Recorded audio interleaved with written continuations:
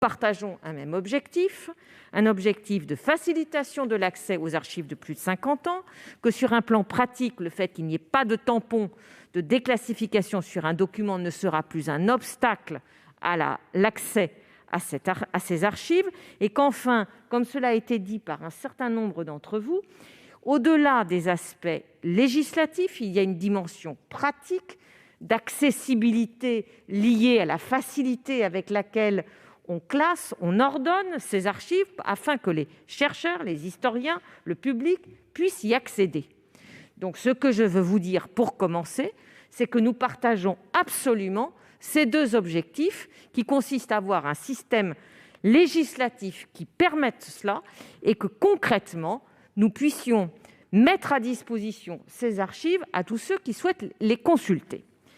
Simplement, comme cela a été aussi rappelé, il faut garantir la protection des archives qui sont les plus sensibles, et ceci tant que cela est nécessaire à la sauvegarde des intérêts fondamentaux de l'État. Et ça, ce n'est pas simplement moi qui le dis, c'est la Constitution qui l'exige, et cela a en effet été rappelé par le rapporteur public devant le Conseil d'État. Le rapporteur public devant le Conseil d'État a repris les grandes lignes de la loi de 2008, dont il a été rappelé que c'était une grande loi, c'est tout à fait juste, mais cette loi ne ménage pas une conciliation équilibrée entre le droit d'accès aux archives et la nécessité constitutionnelle de protéger les intérêts fondamentaux de la nation.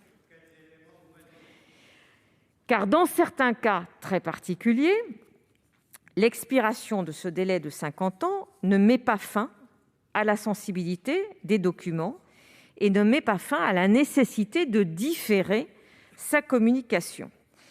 Et c'est donc en lien étroit avec le ministère de la Culture, en lien étroit avec les historiens, après une concertation très approfondie. Mais ceci vous ennuie peut-être, mais je vous décris le processus par lequel ce travail a été élaboré. Je ne suis pas en train de dire que nécessairement toute la communauté des historiens y souscrit. Je vous demande simplement d'entendre qu'un large panel d'historiens y a participé. L'association Josette et Maurice Audin y a participé, l'association des archivistes français, l'association des historiens contemporanéistes de l'enseignement supérieur de la recherche.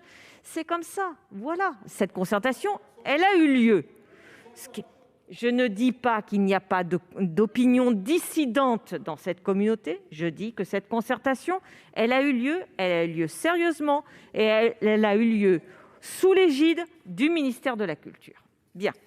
Donc, il a fallu mettre au point un système légal permettant de concilier ces différents objectifs.